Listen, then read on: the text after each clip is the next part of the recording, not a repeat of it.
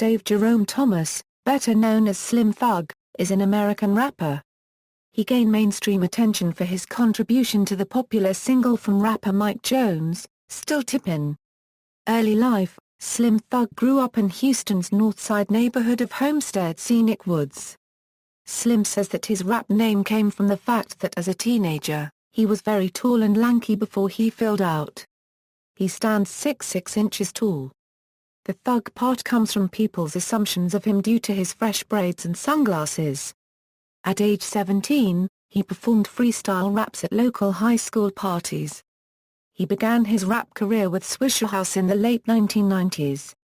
After realizing how much money he could make distributing his own mixed apps, he parted ways with Swishahouse on good terms and formed his own independent label, Boss Hogg Outlaws. Thomas bought 2 record stores and worked in real estate. Music career: already platinum, Slim Thug's big debut album with Star Trek Entertainment and Interscope Records, already platinum, was released in July 2005 after many delays. It premiered on number 2 on the Billboard 200 albums chart and sold 130,000 copies in its first week. Singles included Three Kings, and I Ain't Heard of That. Slim Thug appeared on Still Tippin' with Mike Jones and Paul Wall, Bianca copyright Knowles' #1 single Check on It, and Gwen Stefani's Luxurious. With the Boss Hogg Outlaws, Slim Thug released 3 albums, Boys N Blue, Serve and Collect, and Back by Block Cooler Demand, Serve and Collect 2. He left Star Trek and Interscope Records in 2008. Boss of All Bosses, Slim Thug's second solo album Boss of All Bosses was released in 2009. Although not as successful as his debut album, Boss of All Bosses debuted at number 15 on the Billboard 200 with 32,000 copies sold in the first week released. It included the single I Run. The Thug Show, Slim Thug's third studio album The Thug Show. His first single was Gangsta, which featured Zedru. His second single featured rapper-singer B.O.B. entitled So High. It was released November 30, 2010. On April 23, 2013 he released a new EP titled Welcome to Texas EP featuring guest appearances from Rick Ross, Pimp C and Ludacris among others. Other ventures: acting career: in October 2009 he appeared on The Daily Show, in a parody discussing the effects of the recession upon wealthy rappers such as himself.